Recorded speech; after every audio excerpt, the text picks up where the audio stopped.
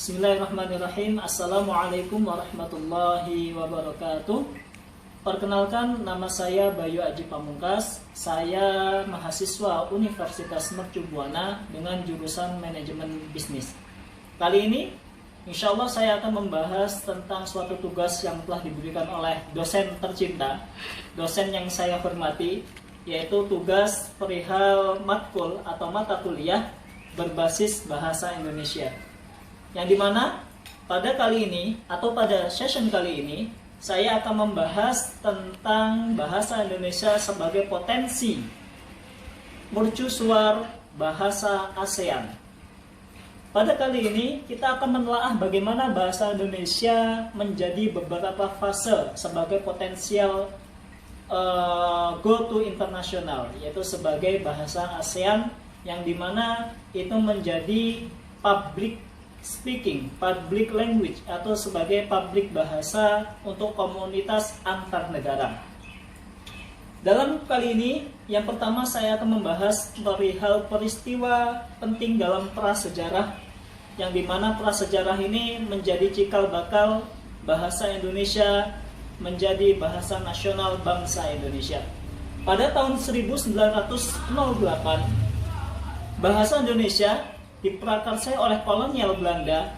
Kolonial Belanda menjadikan bahasa Indonesia sebagai bahasa untuk penerbitan buku pada masa kolonial Belanda pada tahun 1908. Lalu pada tanggal 16 Juni 1927, Jaja Datuk Kadjo, yaitu di mana salah satu tokoh bangsawan, salah satu pahlawan negara, ia memprakarsai bahasa Indonesia sebagai the first time, sebagai awal mula dipakainya bahasa Melayu untuk konferensi pers bahasa di kancah internasional di kala itu. Lalu pada tanggal 28 Oktober 1928,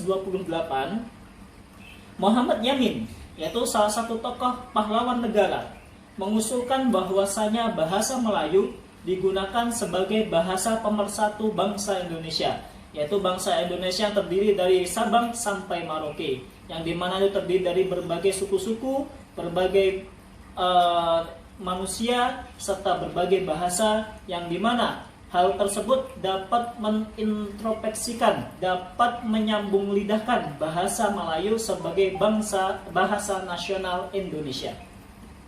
Lalu pada tahun 1933 berdirilah sebuah angkatan sastra muda yang dimana dipimpin oleh Sultan Takdir Ali Syahbana, yang dimana itu salah satu raja dari Kesultanan Melayu. Pada tanggal 28 sampai 2 November 1954 diselenggarakanlah Kongres Bahasa Indonesia yang ke-11, yang dimana itu menjadi rumusan cikal bakal bahasa Indonesia resmi menjadi bahasa nasional Negara Kesatuan Republik Indonesia.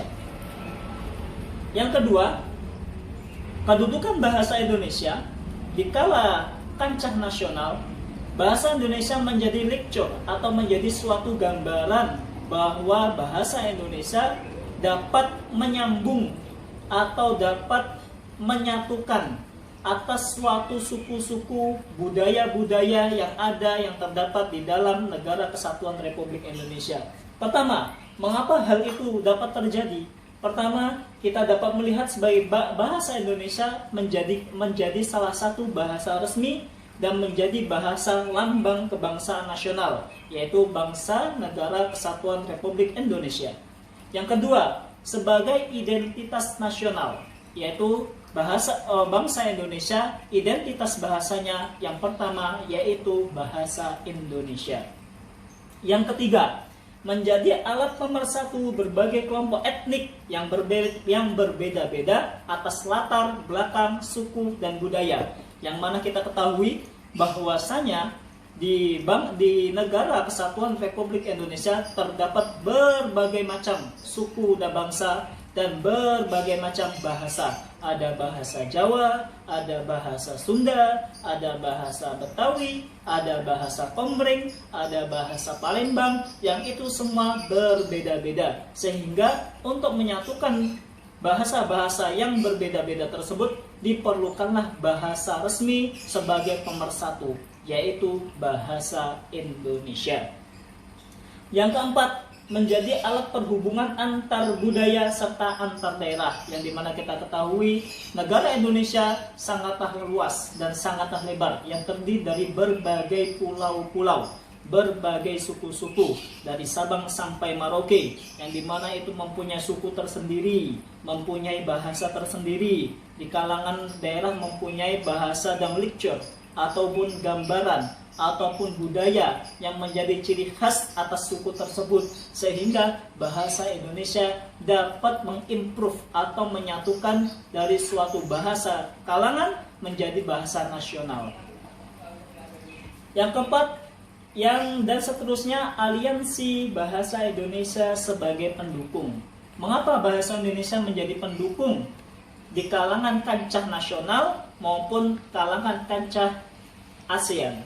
Pertama, bahasa Indonesia menjadi bahasa resmi kenegaraan, yang dimana bahasa Indonesia resmi menjadi bahasa negara kesatuan Republik Indonesia. Yang kedua, bahasa Indonesia menjadi bahasa pengantar resmi di lembaga pendidikan, yang kita tahu dari TK, SD, SMP, SMA, sampai jenjang kuliah, kita selalu diberikan mata kuliah atau mata pembelajaran, yaitu pelajaran bahasa Indonesia. Yang ketiga, bahasa resmi di dalam perhubungan dalam tingkat nasional, yang dimana di dalam pemerintahan, ketika pemerintah memberikan suatu pengumuman, suatu kebijakan, suatu surat, itu memberikan atau menyambungkan suatu pengumuman tersebut, serta pengumuman tersebut memakai bahasa Indonesia dan memakai tulisan bahasa Indonesia. Yang keempat, bahasa Indonesia menjadi bahasa resmi untuk pengembangan kebudayaan nasional, yang dimana budaya nasional berbagai macam banyaknya, yang dimana bahasa suku Jawa mempunyai budaya tersendiri, suku Batak mempunyai budaya sendiri, suku Betawi mempunyai budaya sendiri, sehingga dalam menyatukan budaya-budaya suku-suku tersebut dibutuhkanlah lintas bahasa sebagai pemersatu suku-suku tersebut, yaitu bahasa Indonesia.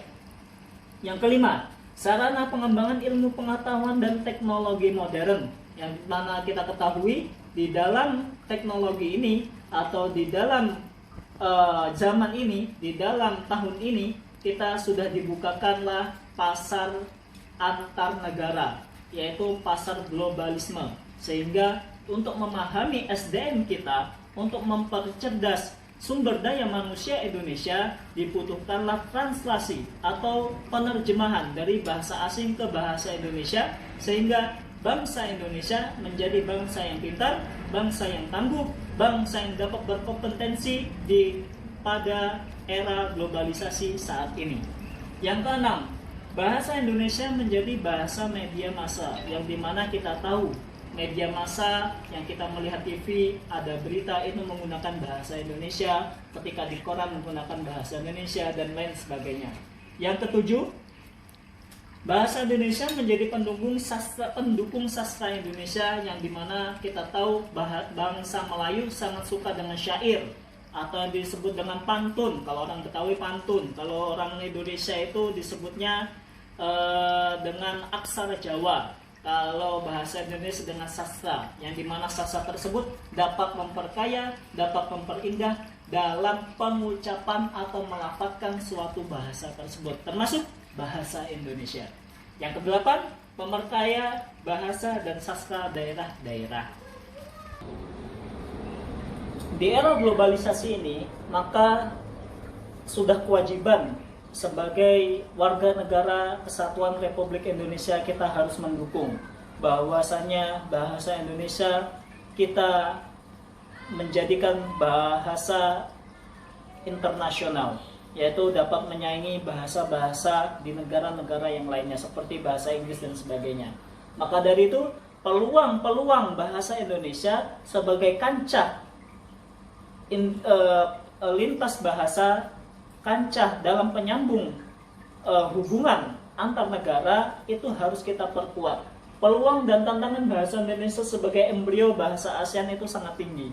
Mengapa hal tersebut harus kita pikirkan dan harus kita luangkan dan harus kita telaah lebih dalam? Karena diplomasi kebahasaan didukung dalam 9 unsur: kekuatan internasional maupun kekuatan nasional, yang dimana pengalaman bahasa Indonesia menjadikan bahasa sebagai alat pemersatu itu sangatlah real, sangatlah fakta. Mengapa hal demikian? Karena bahasa Indonesia dapat nyata-nyatanya mempersatukan bangsa Indonesia, yang dimana bangsa Indonesia terdiri dari suku-suku, budaya-budaya, serta bahasa yang beraneka ragam. Sebab dan asbab akan potensi bahasa Indonesia. Tantangan bahasa Indonesia di dalam memperlihatkan jati diri, memperlihatkan atas identitas sebagai bahasa yang kompatibel, yang menjadi bahasa yang dimana dapat mempersatukan dari berbagai macam negara, itu dapat kita telaah, dapat kita demonstrasikan sebagai bahasa yang dimana bahasa Indonesia sangat mudah untuk dipelajari, mudah untuk diucapkan, dan mudah untuk berinteraksi serta dipahami sebagai lidah penyambung antar negara. Wacana pendorong dalam bahasa Indonesia sebagai public language ASEAN ini sangatlah penting, karena kita sebagai bangsa berkembang, sebagai negara berkembang, kita harus memperlihatkan jati diri atas bangsa kita sendiri, yaitu bangsa yang dimana kita mempunyai suku-suku yang berbeda-beda, mempunyai berbagai macam lecture atau berbagai macam bahasa yang begitu banyaknya, sehingga kita dapat menjadikan satu menjadi bahasa Indonesia, dan itu kita demonstrasikan menjadi bahasa ASEAN sebagai pemersatu, seperti bahasa Indonesia menjadi pemersatu untuk penyambung lidah, penyambung hubungan di negara-negara tetangga seperti Malaysia, Kamboja, Filipina, Thailand, dan lain sebagainya. Syukur-syukur kita akan menjadi bahasa internasional seperti bahasa Inggris. Eksistensi bahasa Indonesia yang lemah. Nah, inilah yang menjadi problem bangsa atau Negara Kesatuan Republik Indonesia di dalam menyelesaikan bahasa Indonesia untuk menjadikan bahasa internasional atau bahasa ASEAN. Mengapa hal demikian? Karena globalisasi, pertukaran budaya, dan lain sebagainya itu sangat berpengaruh kepada sumber daya manusia negara kita tersebut, yang dimana kita ketahui kaum milenial sangat berpengaruh, ingin gaul, ingin menang sendiri, ingin kece, ingin melihatkan bahwasanya ia bisa menguasai berbagai macam bahasa. Dia tidak mau menggunakan bahasa Indonesia sebagai bahasa penyambung. Contoh, lu gua, ente wa ane, itu adalah suatu campuran bahasa yang dimana itu dapat memperusak jati diri bahasa Indonesia tersebut. Maka dengan demikian, kesimpulan dari video ini atau kesimpulan dari tujuan video kali ini yang saya buat adalah bahasa Indonesia sangatlah amatlah jelas mempunyai peluang besar di dalam kancah nasional ataupun internasional sebagai pendukung bahasa internasional dari berbagai macam negara, sehingga negara-negara tetangga, negara-negara lain mau dan mampu belajar bahasa Indonesia, sehingga hal tersebut menjadi pendukung atas identitas bahwasanya bangsa Indonesia, Negara Kesatuan Republik Indonesia dapat bersaing dengan bahasa-bahasa yang lainnya. Terima kasih, mungkin hanya ini yang dapat saya sampaikan. Apabila ada lebihnya atau kurangnya, saya mohon maaf yang sebesar-besarnya. Wabillahi taufiq wal hidayah, wa ridha wal inayah. Assalamualaikum warahmatullahi wabarakatuh.